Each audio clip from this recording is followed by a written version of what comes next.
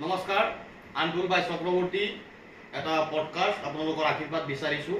আমি আৰম্ভ কৰিবলৈ গৈ আছোঁ অসমত। নাজানো পডকাষ্টটো সফল হ'ব নে বিফল হ'ব, এয়া চব আপোনালোকৰ ওপৰত ডিপেণ্ড। তো এই পডকাষ্টটো আমি এনেকুৱাকৈ কৰিব বিচাৰোঁ য'ত মানে আনফিল্টাৰ কিছুমান আনচিন কথা আমি পাতিম। আজি আমাৰ প্ৰথম অতিথি হিচাপে আছে মোৰ ৰাজনৈতিক গুৰু আৰু অসমৰ এজন স্বনামধন্য ফাৰ্মাচিষ্ট আৰু অসম ফাৰ্মাচী কাউন্সিলৰ তেওঁ প্ৰাক্তন পঞ্জীয়ক আছিল, সন্মানীয় প্ৰসন্ন কুমাৰ শৰ্মা। নমস্কাৰ জনাইছোঁ। আৰু আপুনি যিহেতু মোৰ মানে ফাৰ্মাচিষ্ট জগতৰে হওক বা মোৰ যিখিনি জ্ঞানৰ ৰাজনৈতিক গুৰু হিচাপে মই আপোনাক মানো, মই যিহেতু এটা শ্ব' কৰিম, তো ভাবিলোঁ নিজৰ মানুহৰ পৰাই আৰম্ভ কৰোঁ। তো সেই উত্তৰ আপোনাক মই আজি আমাৰ শ্ব'লৈ প্ৰথম অতিথি হিচাপে জনাইছোঁ।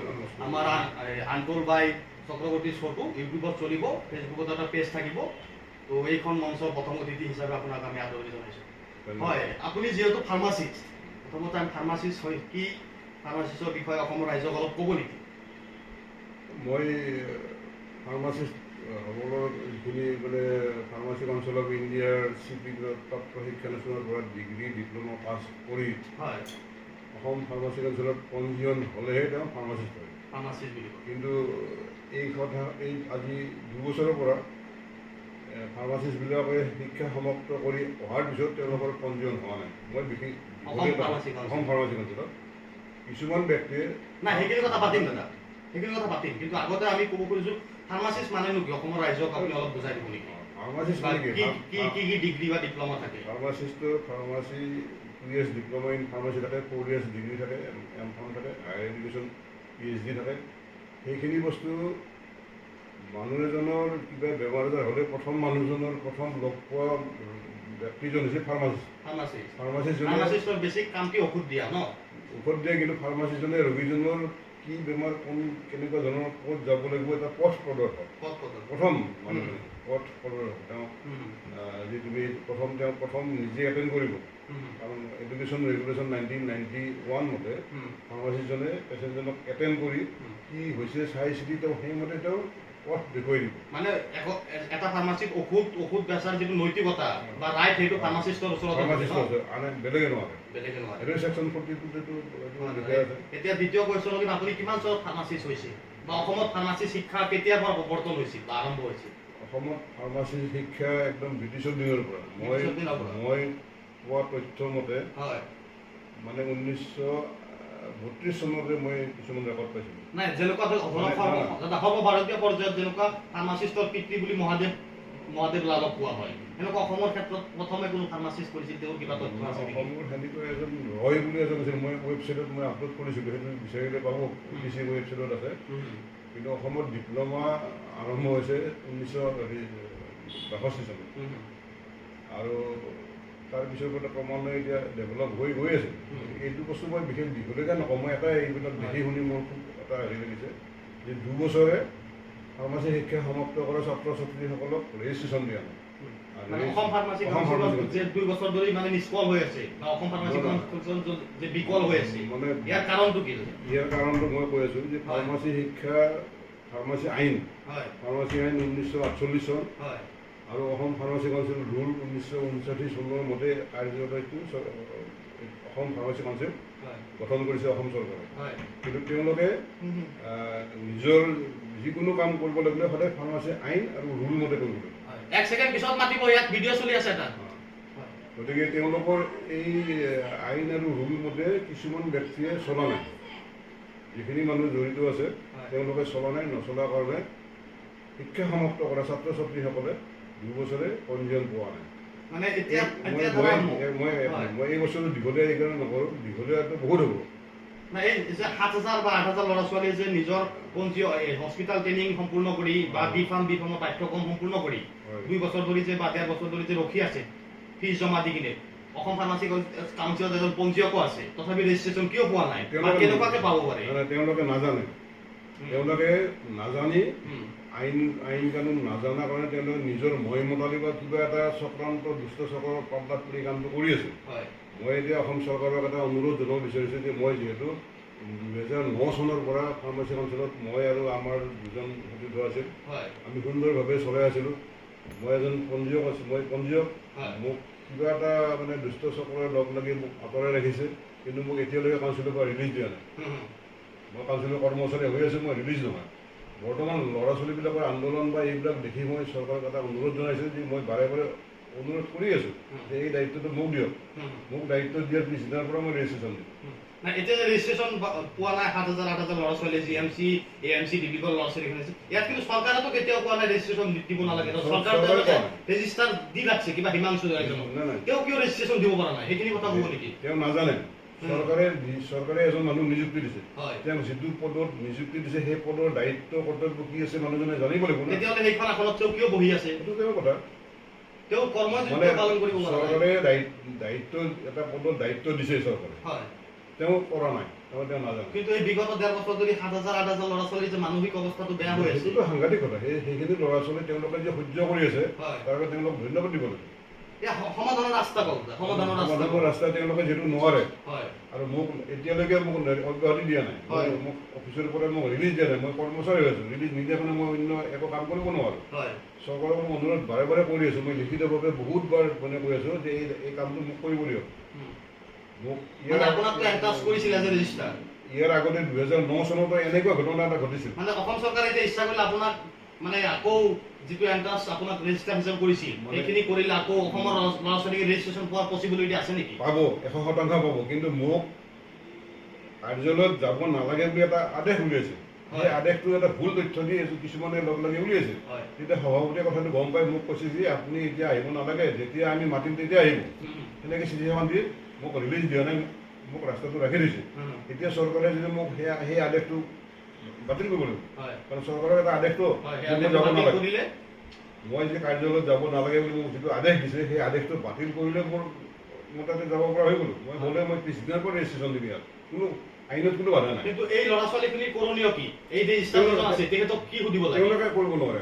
তেওঁলোকে যেতিয়া অফিচত যায় ল'ৰা ছোৱালীখিনি তেওঁ ৰেজিষ্টাৰ নামে কয় কিবা কোডৰ কেছ নাজানে। কোড ইয়াত ফাৰ্মাচী নকয়, তেওঁ মুখত কয়। ফাৰ্মাচী আইন 1948 33 নম্বৰ ধাৰা মতে ৰেজিষ্টাৰে শিক্ষা সম্পূৰ্ণ কৰে ছাত্ৰ ছাত্ৰীবিলাকক ফাৰ্মাচী হিচাপে ৰেজিষ্ট্ৰেশ্যন দিব লাগে। আৰু সেই কথাটো যদি এই ৰেজিষ্টাৰে কোনো তাত কোনো কোৰ্ট কাছাৰী তাত সম্পৰ্ক নাই। কোৰ্টৰ কথাটো বেলেগ। কোৰ্টৰ মই গম পাইছোঁ কোৰ্টত ইলেকশ্যন সেইদিনা এটা মই ভিডিঅ' ক্লিপ চালোঁ হাইকোৰ্টৰ গুৱাহাটী চেনেলৰ। জ্যেষ্ঠ অধিবক্তা এজনে কৈছে যে ছেকশ্যন 24 মতে চৰকাৰে ব্যৱস্থা ল'ব লাগে। যদি ছেকশ্যন 24 উলংঘন কৰিছে চৰকাৰে ব্যৱস্থা ল'ব লাগে, সেইসকলৰ ওপৰত ল'ব লাগিব। কাৰণ ছেকশ্যন 24 মতে কি প্ৰেছক্ৰাইব মেনাৰত ইলেকশ্যন হ'ব লাগে। অসম ফাৰ্মাচী কাউন্সিল ৰুল 1959 এটা প্ৰেছক্ৰাইব ৰুল আছে, সেই ৰুল মতে কাউন্সিলৰ নিৰ্বাচন হ'ব লাগে। কিন্তু ছেকশ্যন 24 ৰুল মতে তেওঁলোকে নিৰ্বাচন অনুষ্ঠিত কৰা নাই। আৰু ভোট গণনাৰ একদিন পিছতে কিছুমান বেলেগ পেপাৰ জ্বলাই দিছে। গতিকে তেওঁলোকে যিহেতু আইন উলংঘন কৰিছে আৰু সেইটো যিহেতু সিদিনা অধিবক্তাজনে চৰকাৰৰ সেই ছেকশ্যন 24 উল্লেখ কৰিছে, ছেকশ্যন 24 মতে এই গোটেইখিনি মানুহ চৰকাৰে মানে এটা সাধাৰণ ভাষাত কওক যে ল'ৰা ছোৱালীখিনি যে 7,000 ল'ৰা ছোৱালীয়ে ডিফাৰ্ম কৰি কিনে হস্পিটেল ট্ৰেইনিং লৈ কিনে ফাৰ্মাচিষ্ট হ'বলৈ যিটো পঞ্জীয়ন ফিজ সেইটো দি কিনে বহি আছে, এতিয়া ল'ৰা ছোৱালীখিনি কৰণীয় কি? তুমি যি বাৰে বাৰে ফিজৰ কথা কৈ আছা, ফিজ কেতিয়া দিয়ে মানুহ? তুমি এটা প্ৰচেছ কৰিবা, প্ৰচেছ কৰি ডকুমেণ্ট চব ভেৰিফিকেশ্যন কৰি তোমাৰ যেতিয়া চব অ'কে হয় তেতিয়াহ'লে you are eligible for registration. Fees জমা দিয়া। ফিজ জমা কিহৰ এগেইনষ্টত দিব? তোমাৰ ৰেজিষ্ট্ৰেশ্যন নম্বৰৰ এগেইনষ্টত দিব। যদি তোমাৰ ৰেজিষ্ট্ৰেশ্যনে হোৱা নাই, ৰেজিষ্ট্ৰেশ্যন নম্বৰ প্ৰচেছে হোৱা নাই, নম্বৰ নোহোৱাকৈ ফিজ ক'ত জমা দিব? স্পষ্ট ইয়াত অসম চৰকাৰৰ একো হাত নাই, কিন্তু কিছুমান মানুহৰ চক্ৰান্তৰ কাৰণে বা চক্ৰান্তই কিয় এইটো বস্তু কৰি আছে যে 7,000 ল'ৰা ছোৱালীক কিয় ভুগাই আছে? চক্ৰান্তই কিয় কৰি আছে এইটো এটা CID ইনকুৱাৰী হৈ আছে 2015 চনত মাজতে বন্ধ হৈছে। সেইটো যদি আকৌ পুনৰ মানে অনুসন্ধান কৰে তেতিয়া এই মানুহখিনি গোটেই ওলাই কৰিব। গতিকে সেই আমি কৈছোঁ কি সেইটো দীঘলীয়া প্ৰচেছত যোৱাৰ আগতে প্ৰথম চিন্তা হৈছে ছাত্ৰ ছাত্ৰীসকলক ৰেজিষ্ট্ৰেশ্যন দিব। মানে এটা বেচ ৰখি আছে আৰু এটা বেচ ওলালে ছাত্ৰ ছাত্ৰীসকলক ৰেজিষ্ট্ৰেশ্যন দিব লাগে আৰু তেওঁলোকে নোৱাৰে, কাৰণ তেওঁলোকে যিটো ভুল কৰিছে ভুলটো এতিয়া শুধৰণি কৰিবৰ কাৰণে তেওঁলোকৰ ৰাস্তা নাই, তেওঁলোকে নোৱাৰে। আৰু এই কামটো মই আজি কৈছোঁ মই 100% মানে মই মোক মানে যিখন মোৰ আদেশ যে মই কাৰ্যালয়ত যাব নালাগে সেইটো চৰকাৰে প্ৰত্যাহাৰ কৰিব। চৰকাৰে কৰিছে সেইটো, চৰকাৰে সেইটো প্ৰত্যাহাৰ কৰিব। কিছুমান ভুল তথ্য দি চৰকাৰৰ দ্বাৰা এটা আদেশ উলিয়াইছে, সেই আদেশটো মানে মাননীয় মুখ্যমন্ত্ৰী যি মিছন সদ্ভাৱনা মই তাতে উত্থাপন কৰিছিলোঁ। সেইটো মোক উত্তৰ দিব নোৱাৰিলে যে এইটো এই চিঠিখনৰ এই আদেশটো চৰকাৰৰ কিছুমান ভুল মানে তথ্য কাৰোবাৰ ভুল প্ৰতিবেদনৰ ওপৰত এইটো অৰ্ডাৰ ওলাইছে, গতিকে সেইটো বাতিল কৰিব লাগে, সেইটো সম্ভাৱনা নাচলে, সেইটো বন্ধ কৰি দিছে। আপুনি ভাবে নেকি এই ল'ৰা ছোৱালীখিনি যেতিয়া 7,000 ল'ৰা ছোৱালীখিনি যেতিয়া APCত যায় তাত ৰেজিষ্টাৰ হ'লে যেতিয়া কয় কোৰ্ট কেছৰ কাৰণে আমি ৰেজিষ্ট্ৰেশ্যন দিব নোৱাৰিম, কোৰ্টৰ কাৰণে দিব পাৰিম, এইখিনি কথা ৰিটেন বিচাৰিব বাৰে বাৰে কৈছে ল'ৰা ছোৱালীক তেতিয়া ল'ৰা ছোৱালীবিলাক ক'ব লাগিছিল যে আমাক লিখিতভাৱে কি এখন দিয়ক, তেওঁ লিখিত নিদিয়ে নিদিলে তাৰমানে কি নহয়, তো ল'ৰা ছোৱালীখিনি এইটো কৰণীয়। মই যেতিয়া ৰেজিষ্টাৰ হৈ আছিলোঁ মই লিখিতভাৱে এইটো তুমি জমা দিলা, তুমি অসমৰ বাহিৰৰ পৰা আহিছা, সন্দেহ আছে, এই চিঠিটো গণ্ডগোল আছে, তুমি জমা দিয়াৰ পিছত তোমাৰ সেইখন প্ৰাপ্তি স্বীকাৰ কৰি আমি তোমাৰ যিখন মানে কলেজৰ পৰা আহিছা তুমি প্ৰিন্সিপালৰ বা এক্সামিনিং অথৰিটি তেওঁলোকলৈ আমি লিখিলে তাৰ কপি এটা মই তোমাক দিব লাগে যে যেতিয়া তোমাৰ মানে ভেৰিফিকেশ্যন আহিব, আহিলে তোমাৰ মোবাইল নম্বৰ আছে, তোমাক আমি মোবাইলত ফোন কৰি মাতিম, তুমি ৰেজিষ্ট্ৰেশ্যন ল'বা, তাৰ আগত নাহিবা। মই শেষৰ পৰা আৰু একবাৰ অনুৰোধ জনাইছোঁ অসমৰ স্বাস্থ্য বিভাগক, প্ৰায় 8,000 ল'ৰা ছোৱালী ৰখি আছে ৰেজিষ্ট্ৰেশ্যনৰ কাৰণে, পঞ্জীয়ন পত্ৰ পোৱা নাই, জমা বি ফাৰ্ম কৰিছে, হস্পিটেল ট্ৰেইনিং কৰিছে, ইভেন গুৱাহাটী, শিলচৰ, ডিব্ৰুগড় মেডিকেল কলেজৰ ল'ৰা ছোৱালী ৰখি আছে। তো স্বাস্থ্য বিভাগে ইয়াৰ কাৰণে অলপ সজাগতা দেখাব লাগে আৰু ৰৈ থকা ল'ৰা ছোৱালীখিনিক অতি সোনকালে ৰেজিষ্ট্ৰেশ্যন দিব লাগে। দাদা আৰু এটা কথা লৈ যাম, অসমত কি কয় কিমান ফাৰ্মাচিষ্ট আছে আপোনাৰ হিচাপত আনুমানিক ৰেজিষ্টাৰ ফাৰ্মাচিষ্ট? এই কথাটো ছ'চিয়েল মিডিয়া পেপাৰে পত্ৰে বহুত লিখি হৈ আছে, মিছা কথাটো। হয়, অসমত ইয়াতে তথ্য জনা অধিকাৰত এজন ল'ৰা মনোজ গগৈ, তেওঁ এটা RTI কৰিছিল, তেতিয়া উত্তৰটো দিছে কিবা 16,000 তেতিয়া সেইটো মই যেতিয়া পালোঁ পেপাৰৰ হেৰিত পাই, তেতিয়া মইতো তোমাক প্ৰথম প্ৰশ্ন কৰিছোঁ, তুমি নিয়মীয়া বাৰ্তাত এটা লিখিছিলা, নম্বৰটো মই প্ৰথম ফোন মই তোমাক সেই কৰিছোঁ যে তুমি যিটো তথ্য দিছা নাই সেইটো নহয়, সেই তাৰিখলৈকে সেই সময়লৈকে 10,000 ফাৰ্মাচিষ্ট অসমত সম্পূৰ্ণ হোৱা নাই। আচ্ছা 10,000 হোৱা নাই বুলি মোক তেতিয়া মানে মনোজ গগৈ কৈছিল যে আপুনি লিখিতভাৱে দিয়ক, মই লিখিতভাৱে দিছোঁ, লিখিতভাৱে দিছোঁ যে এই তাৰিখলৈকে অসমত 10,000 ফাৰ্মাচিষ্ট ৰেজিষ্ট্ৰেশ্যন হোৱা নাই। আচ্ছা মই কেনেকৈ দিলোঁ, ইয়াৰ আগতে পূৰ্বতে তাৰমানে আমাৰ কিছুমান মানে মানুহে হালধীয়া বহীত মানে ক্ৰমিক নম্বৰ নাথাকে, চিৰিয়েল নম্বৰ নোহোৱাকৈ ৰেজিষ্ট্ৰেশ্যন এনেকৈ দিয়ে, আৰু মানে যাক যেনেকৈ যাৰ যেনেকৈ ইচ্ছা আছে মানে চব বেলেগ বেলেগ আনি ৰেজিষ্ট্ৰেশ্যন দিয়ে, ভুৱা 3,000 ধৰা পৰিছে। তেতিয়া আমি সেই হালধীয়া বহীবিলাক সলনি কৰি এটা ব্লু বহী কৰিলোঁ, আৰু ব্লু বহীত চিৰিয়েল ক্ৰমিক নম্বৰ দিয়া গ'ল বহীৰ। আমিওতো ব্লুটোৱে পাইছোঁ। আচ্ছা ব্লু 10,000 প্ৰিণ্ট কৰা আছে, 10,000 এতিয়ালৈকে শেষ হোৱা নাই, 10,000 সেই তাৰিখলৈকে মই খবৰ ল'লোঁ অফিচত, কাউন্সিলৰ অফিচতো মই ইয়াত বহি আছিলোঁ, মইতো খবৰটো লৈ থাকোঁ নহয়, খবৰ লৈ সুধিলোঁ যে বহীবিলাক শেষ হৈছে নেকি, কৈছোঁ বহী শেষ হোৱা নাই, বহী শেষ হোৱা নাই মানে সেই তাৰিখলৈকে অসমত 10,000 ফাৰ্মাচিষ্টৰ ৰেজিষ্ট্ৰেশ্যন হোৱা নাই, যিটো 16,000 বুলি ক'লে। তেতিয়াহ'লে আজিলৈকে যে লক্ষাধিক অবৈধ ফাৰ্মাচী চলি আছে, সঁচা কথা, ফাৰ্মাচিষ্ট নাই তাৰমানে ফাৰ্মাচী যে চলি আছে লাখ লাখ, ইয়াৰ কাৰণে দায়ী কোন? সেইটো চলাই আছে কেনেকৈ চলি আছে? ফাৰ্মাচী শিক্ষাৰে শিক্ষিত উচ্চ শিক্ষাৰ ভব্যগব্য লোকসকলে চলাই আছে ব্যৱসায়। আপুনি কি নাভাবে নেকি অসমত অবৈধ ফাৰ্মাচী বন্ধ হ'ব বুলি? ইচ্ছা কৰিলে হ'ব, কোনে ইচ্ছা কৰিব লাগিব? ঔষধ পৰিদৰ্শকে। ফাৰ্মাচী শিক্ষাৰে শিক্ষিত লোকে, বাহিৰা মানুহ ইয়াত বাহিৰা মানুহৰ ইমান সাহস নাই, তুমি পঢ়া শুনা নকৰাকৈ তুমি কাউন্সিলত তোমাৰ কি ফাৰ্মাচী ৰেজিষ্ট্ৰেশ্যন দিয়ে। আপুনি ভাবে নেকি ফাৰ্মাচী প্ৰফেশ্যনটো ধ্বংস হোৱাৰ আঁৰত মানুহ কি ফাৰ্মাচিষ্ট? ফাৰ্মাচিষ্ট বেলেগ কিয়, কাৰ সাহস আছে? পঢ়া শুনা নকৰা মানুহ এজনে কাউন্সিলত আহি ক'ব নেকি যে মোক ৰেজিষ্ট্ৰেশ্যন দিয়ক, পইচা দিব, মোক পাৰে নে ক'ব? পইচাৰ বিনিময়ততো অসম ফাৰ্মাচী কাউন্সিলত এটা সময়ত ৰেজিষ্ট্ৰেশ্যন হৈছিল, এতিয়াও হয় নেকি দাদা? দিগন্ত চক্ৰৱৰ্তী RTI এটা মানে লিগেল নটিচত কৈছে নে নাই, 9,029 জন ভুৱা ফাৰ্মাচিষ্টক ৰেজিষ্ট্ৰেশ্যন দি 3,30,30 কোটি টকা সংগ্ৰহ কৰা বুলি স্বীকাৰ কৰিছে লিগেল নটিচত। কোনে সংগ্ৰহ কৰিছে? কাউন্সিলৰ ৰেজিষ্টাৰে। প্ৰেচিডেণ্টে কৈছে যে ইয়াত মই জড়িত নহয়, ইয়াত ফাৰ্মাচী কাউন্সিলৰ ৰেজিষ্টাৰ জড়িত আছে, তেওঁ 30 কোটি টকা সংগ্ৰহ কৰিছে। তেতিয়া তেওঁ ৰিজাইন দিলে, ৰিজাইন দিলে চৰকাৰে কৈছে কি তুমি ৰিজাইন দিব নালাগে, তোমাৰ আমি ৰেজিগনেশ্যন একচেপ্ট নকৰোঁ, তুমি একদম মানে যোগ্য ব্যক্তি, সংগ্ৰহ কৰাত ভাল ধৰি কৰি তুমি থাকা আৰু ইয়াতে। তাৰপিছত তথাপিতো নহ'ল, মানে ইমান 2 নম্বৰী, ইমান এনেকুৱা এটা মানে কাম। মই কৈছোঁ কি সেইবিলাক কাম যি কৰিলে, কিন্তু এই ছাত্ৰ ছাত্ৰীসকলক 2 বছৰে ৰেজিষ্ট্ৰেশ্যন নিদিয়াকৈ কি হ'ল? ইয়াৰ কাৰণে দায়ী কোন? প্ৰকৃত দায়ী কোন? ফাৰ্মাচিষ্ট নাই, একজন মানুহতো গোটেই ফাৰ্মাচিষ্ট এজনৰ নাম ল'লে কি হ'ব? তোমাক যিজন মানুহে তোমাৰ এগেইনষ্টত তোমাৰ একবাৰ 50 লাখ, একবাৰ 1 কোটি কি কাৰণত দিছে? এজন মানুহৰ এগেইনষ্টত এজন মানুহে কি, আৰু তেওঁৰ লগত এটা টিম এটা আছে ছাপোৰ্ট কৰা। হ'ব ছাৰ, আমি তেওঁক সেই জবটো দিছে, কিন্তু মানুহজনে আৰু সেই মানুহজনৰ লগত মই কিন্তু 2009 চনৰ পৰা 6 বছৰ কাম কৰিছোঁ, এটাও ইলিগেল কাম হোৱা নাই। মানে অসম ফাৰ্মাচী কাউন্সিলত ইমান বেয়া মানুহ নহয়, 4-5টা যি পচা আপেল আছে, এই পচা আপেল কেইটা দূৰত পেলালে অসম ফাৰ্মাচী কাউন্সিল কি ক'ব? নহয়, এজন মানুহক যদি তুমি মানুহজনৰ দ্বাৰা তেওঁ কাম কৰিব পৰা মানুহ, তেওঁ যদি ভাল কাম কৰে, তেওঁ ভাল কাম কৰে। মই থাকোঁতে সেই 6 বছৰত যদি এটাও গণ্ডগোল নাছিল সেই মানুহজনৰ দ্বাৰাই, মই অহাৰ পিছত সেই মানুহজনৰ দ্বাৰা তুমি কিয় কৰিলা, তাৰমানে কি? আপোনাৰ কাৰ্যকালত কি অসম ফাৰ্মাচী কাউন্সিলত ভুৱা ৰেজিষ্ট্ৰেশ্যন হোৱা নাই? এটাও হোৱা নাই।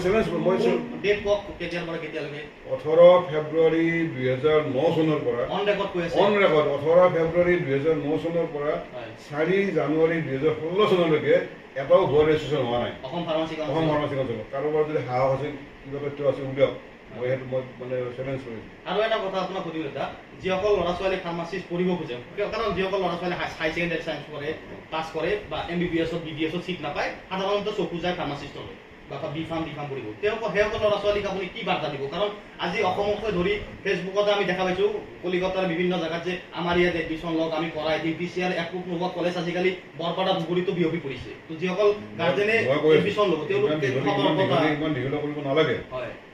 এনেকুৱা এতিয়া নহয়, আগৰ পৰা আছে। বিহাৰত এখন মগধ ইউনিভাৰ্চিটিত অসমৰ পৰা কিছুমান ফাৰ্মাচিষ্ট মানে ষ্টুডেণ্ট গৈ তেওঁলোকে নাম এডমিশ্যন ল'লে। এডমিশ্যন লোৱাৰ 10 বছৰৰ মূৰত সি পাছ কৰিলে। 10 বছৰ দেই, 4 বছৰ কৰ্চ, 10 বছৰৰ মূৰত মানে পাছ কৰিলে। পাছ কৰি সি বিহাৰৰ ফাৰ্মাচী কাউন্সিলত ৰেজিষ্ট্ৰেশ্যন কৰিলে। কৰি ট্ৰেইনত উঠি ৰাতিপুৱা সি আহি পেলাই আকৌ মানে অসমত সি ট্ৰেন্সফাৰ বিচাৰিলে। তেতিয়া কথাটো সন্দেহ হ'ল। আমি ইনকুৱাৰী কৰি যেতিয়া গম পালোঁ যে সি ভুৱা, কিন্তু সেই ভুৱাজনক ৰক্ষা কৰাৰ কাৰণে এজন প্ৰাক্তন সাংসদ বিহাৰৰ তেওঁ আহি মানে অসমত মানে হেৰি কৰিলে, চিফ মিনিষ্টাৰে তেতিয়া তেখেতৰ মোৰ এগেইনষ্টত মানে কমপ্লেইন দিলে। এনেকুৱা নাই, মই কৈছোঁ এইবিলাক যদি ইচ্ছা কৰা যায় কাউন্সিলে, সেনেকুৱা ভুৱা ইনষ্টিটিউট চলিব নোৱাৰে। ভুৱা ইনষ্টিটিউটবিলাক চলে কাউন্সিলৰ আশীৰ্বাদত চলে, কাৰণ ৰেজিষ্ট্ৰেশ্যন কাউন্সিলত হ'ব। তেতিয়া ভুৱা ৰেজিষ্ট্ৰেশ্যন তুমি কৈ দিলা।